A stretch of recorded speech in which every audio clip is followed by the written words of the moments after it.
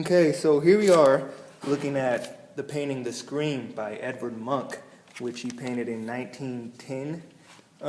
My first impression on this painting, when I first looked at it, I was like, oh, this is like a painting or a picture that I would draw when I was a kid with colored pencils, you know, mixing of the colors. And it just has that kind of look, that kind of feeling. What did you think when you first saw it? Yeah, I was actually thinking the same thing. The contrast between lights and darks in the painting, it's really actually fascinating. It looks kind of amateur, but again, it's really brilliant. I also see like the linear perspective, how everything's kind of linear and straight, the people and the bridge, but then you look at the figure and you look at I think the sky and there's that water behind him, and just everything's kind of mixed and swirly. It's pretty cool. Yeah, it's interesting how that worked out. Yeah, about Edward Munch, the bio of Edward Munch. All right, just a little background on him. You know, he was born in 1863, died in 1944, and he's a Norwegian painter. He grew up in a farmhouse, and his dad was a priest, his mom a regular homebody. He has regular siblings. He didn't really have much education into the art world. He was related to somebody who was a painter and a historian, but other than that, he struggled with insanity, him and his sister. Yeah, insanity. I was reading in a book talking about how Munch had struggled with insanity as well as his sister. To me, it's kind of interesting because looking at this painting, it kind of has like an insane... like a vibe towards it. Yeah, kind of like insane vibe to it. It's like, oh, but that was kind of interesting. He wrote in his diaries, actually, where he talked about the painting. Yeah, what did he say in his diaries about this painting? Yeah, so he basically has a quote saying, you know, this is where he got his inspiration from, and I'm going to read that quote to you. It says, I was walking along the road with two friends. The sun went down. I felt a gust of melancholy. Suddenly the sky turned a bloody red. I stopped, leaned against the railing, tired to death, as the flaming skies hung like blood and soared over the blue-black fjord and the city.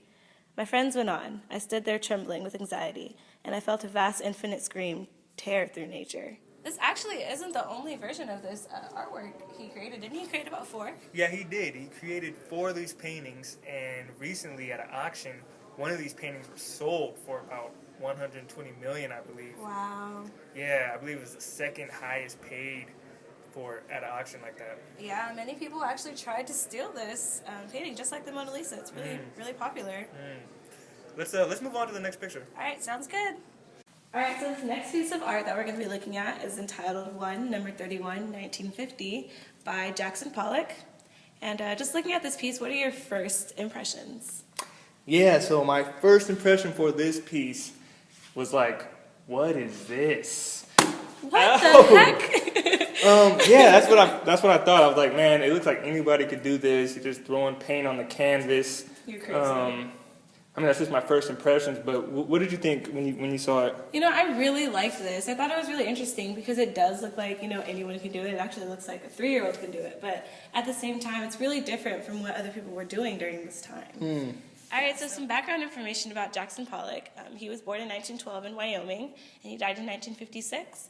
He was an American painter, and most of his artwork now lies in New York. And something that makes him interesting and an important painter is he kind of paved the way for abstract expressionism. And something about that makes that unique is his technique that he used. Yeah, he has an interesting technique that he uses. He starts with the canvas on the ground, actually, and kind of works around it. He also doesn't use the conventional brushstrokes that many painters use. He uses sticks or dried paint brushes, and he kind of drips and drizzles the paint over the canvas. And that was really interesting when how he does that.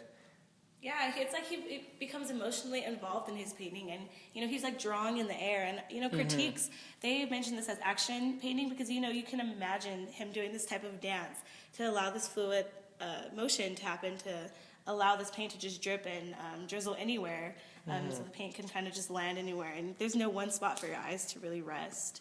Yeah, I like that too. You're not really attracted to one area of the painting. What else did you see? Did you see in this? I really think it's interesting how like none of the lines really defy anything. Like this doesn't really defy anything, but it's such a magnificent piece. And you know, I think I just really like this because he just paved the way for a new era of art, and I think that's really interesting. Yeah, he's definitely not my favorite artist, but I really do have a respect for him and his artwork and the way he expresses his feelings. This is a really long goodbye. I think you're supposed to be wrapping this up. That was really long. I mean, that was cool though. How do we say goodbye? Yeah. We say goodbye? Bye.